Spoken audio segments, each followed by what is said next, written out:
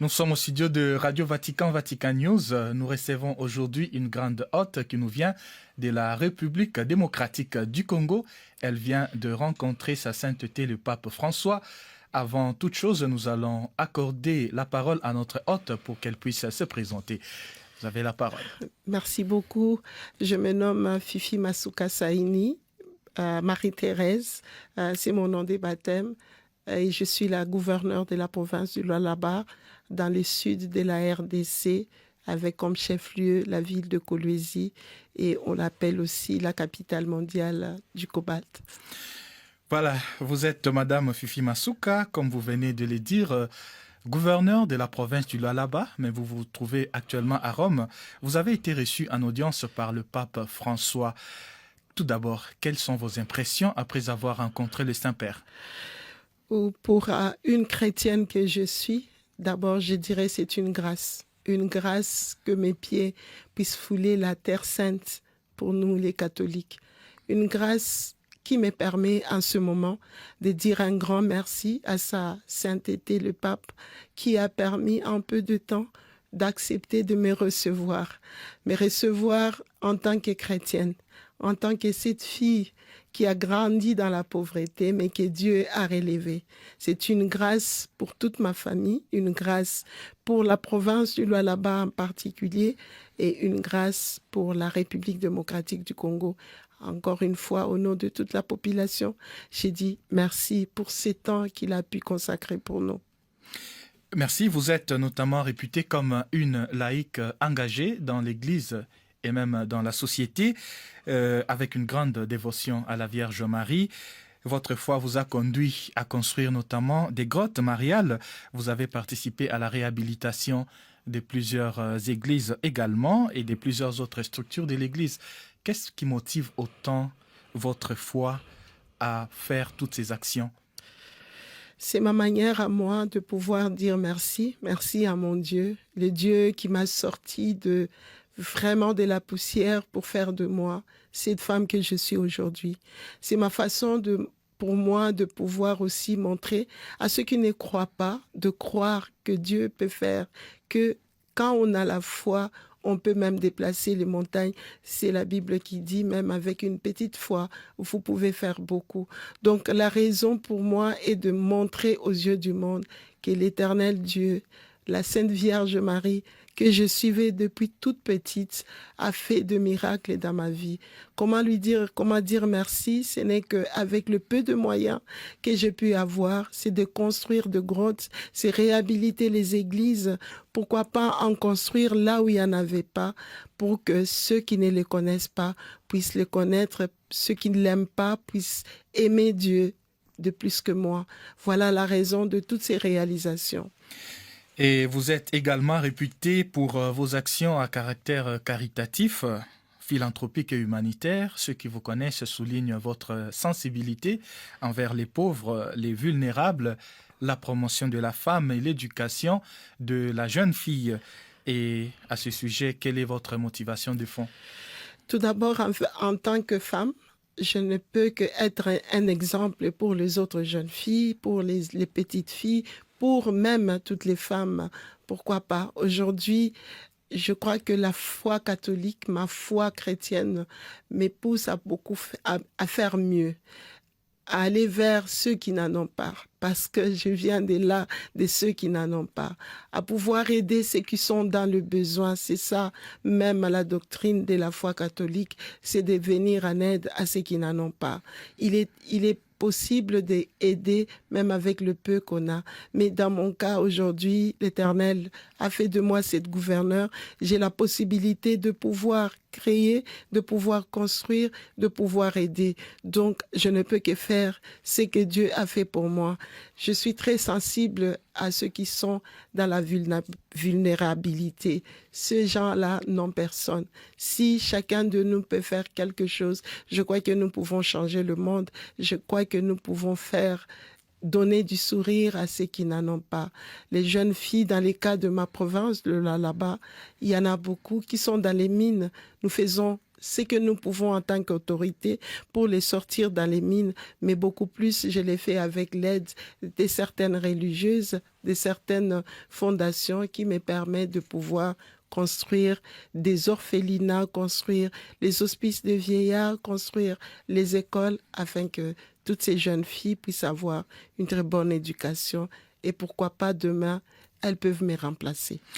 Vous avez parlé des jeunes filles qui sont dans des mines et dans les contextes actuels de votre pays, la République démocratique du Congo, comment pouvez-vous décrire la situation de la jeune fille et de la femme en général?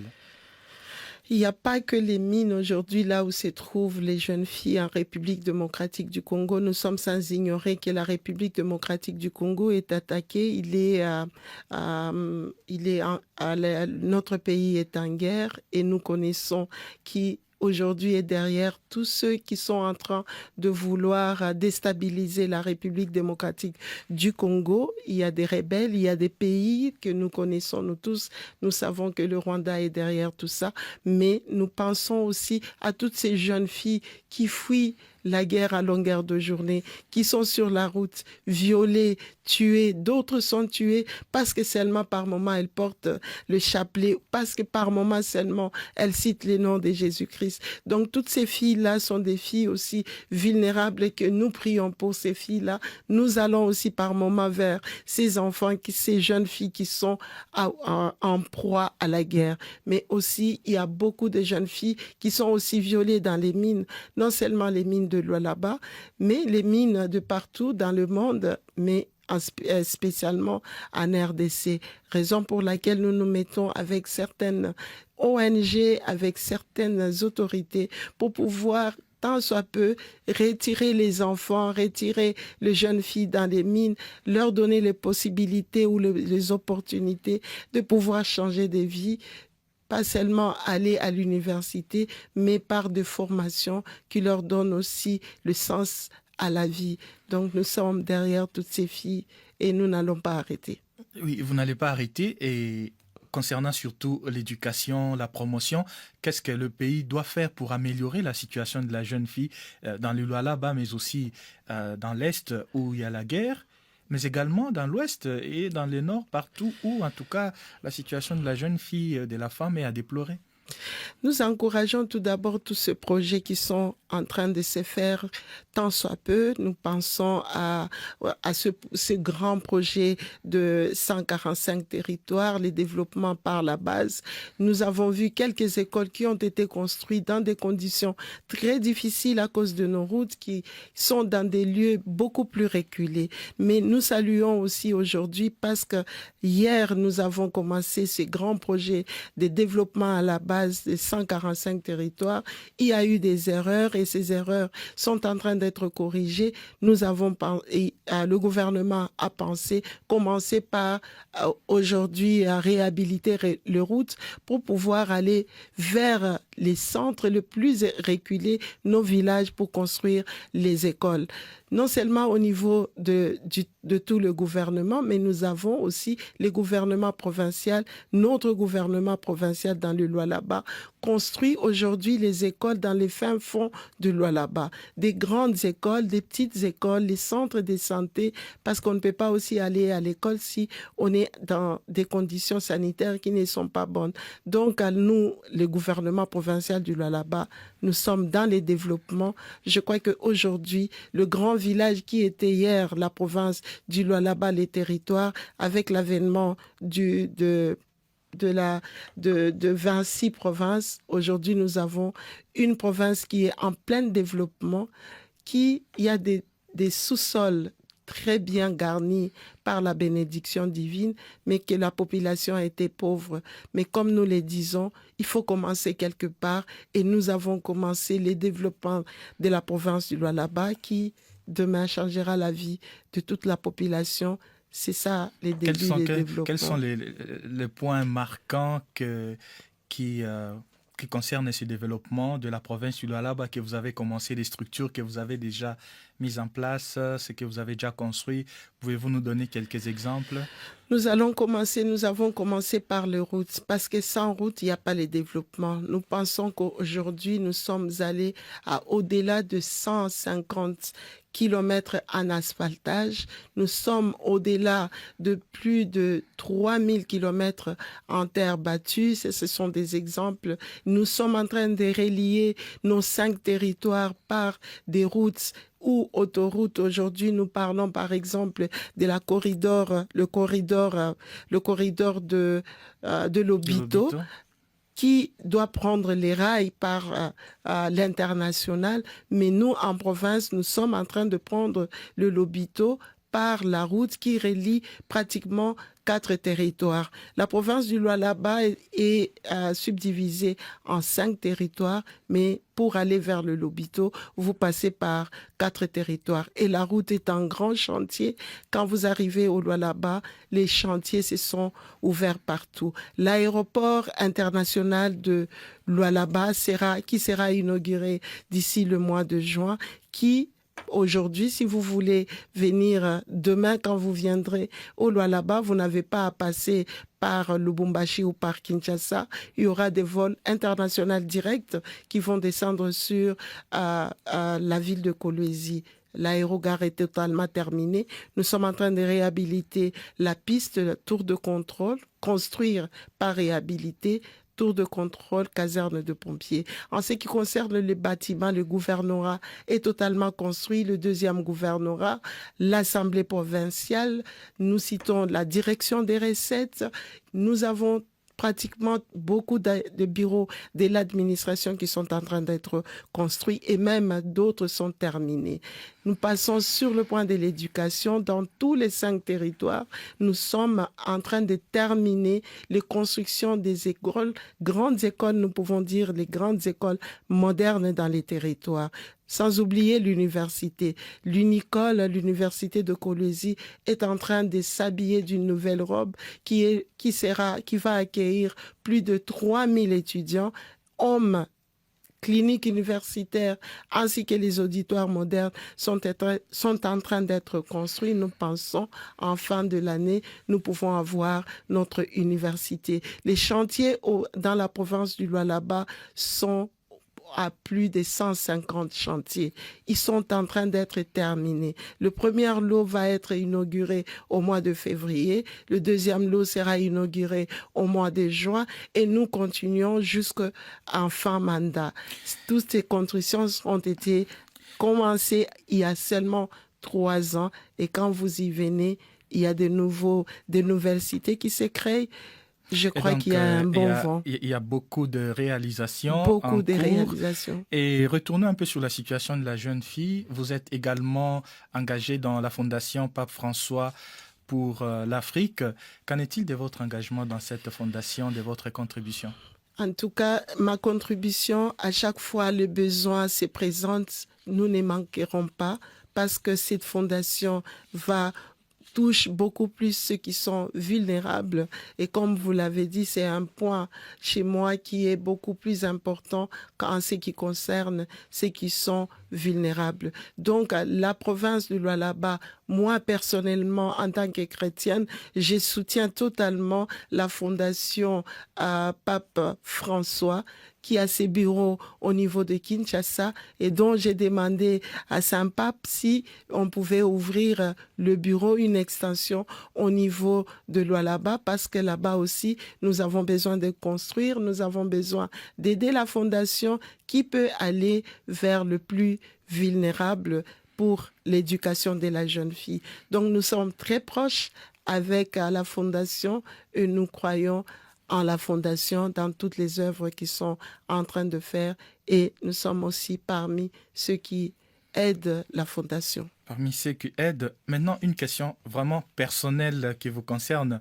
Vous êtes une femme de grande foi et en même temps vous êtes une actrice politique. Je voudrais demander comment est-ce que vous conciliez votre foi et la politique que vous menez? Je me rappelle quand j'ai commencé la politique en 2006, beaucoup de prêtres, et spécialement les évêques, je peux citer notre archevêque Fulgence Mouteba, était parmi les prêtres à l'époque qui m'accompagnaient dans la foi chrétienne, qui m'a montré aussi que j'avais la dévotion mariale. Mais je me rappelle le conseil qu'il m'avait dit, tu peux aller à l'assemblée, tu vas amener la Vierge Marie à l'assemblée. Et je me rappelle, on m'appelait Moana Maria à l'Assemblée nationale, la fille de Marie à l'Assemblée nationale. C'est très, très facile. Je pense que nous ne devons pas laisser la politique, nous les chrétiens, nous restons à part. Nous devons être dans la politique, dans les prises de décisions, parce que nous sommes ceux qui sont en train d'encadrer d'une manière chrétienne la population du monde, et nous pensons que la politique encadre cette même population-là. Et si nous restons en dehors des décisions qui doivent se prendre par rapport à la même population, parce que c'est parmi la population, c'est toute la population pour moi, nous connaissons Dieu. Donc, nous pensons que être à la table de prise de décision est une bonne chose pour en tout cas tous les chrétiens, et spécialement nous les catholiques. J'invite tous les autres catholiques que nous devons être à cette table-là afin que nous puissions nous battre avec les autres, discuter avec les autres, et que nous puissions prendre les bonnes décisions en ce qui concerne la population chrétienne et spécialement les catholiques que nous sommes. Et la politique, entendue bien sûr comme un service qu'on rend à la société. Bien sûr. Et en tout cas, nous sommes à la fin de notre interview. Il ne me reste plus qu'à vous demander votre mot de la fin. Avez-vous quelque chose à ajouter, un appel à lancer? En tout cas, d'abord pour ajouter, je continue à dire merci à notre Saint-Père qui a voulu me recevoir moi avec toute ma délégation. J'implore aussi toutes les politiques qui sont autour des tables pour pouvoir soit combattre la RDC, soit chercher la paix. Nous pensons combattre la RDC n'est pas une bonne chose. Nous devons apporter la paix à cette population de la RDC qui, pendant plus de 30 ans, est en train de perdre les martyrs.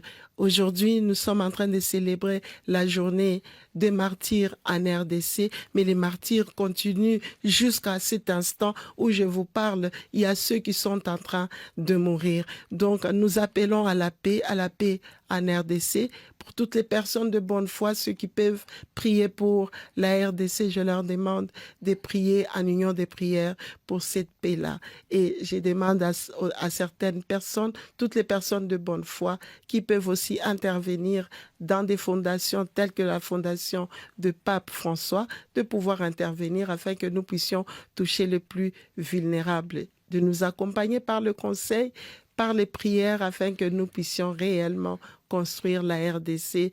Tout est possible, même quand on commence par les très bas. Merci. Merci à vous, Madame. Et bonne année. Fifi Masuka, bonne année à vous, bonne année à la RDC qui aujourd'hui célèbre évidemment la journée des martyrs de l'indépendance. C'était le 4 janvier 1959. En tout cas, nous souhaitons toute la paix à ce pays continent de l'Afrique centrale et aussi un grand développement. Et à vous, une très bonne année et un grand succès dans vos initiatives. Merci pour l'invitation. Merci beaucoup.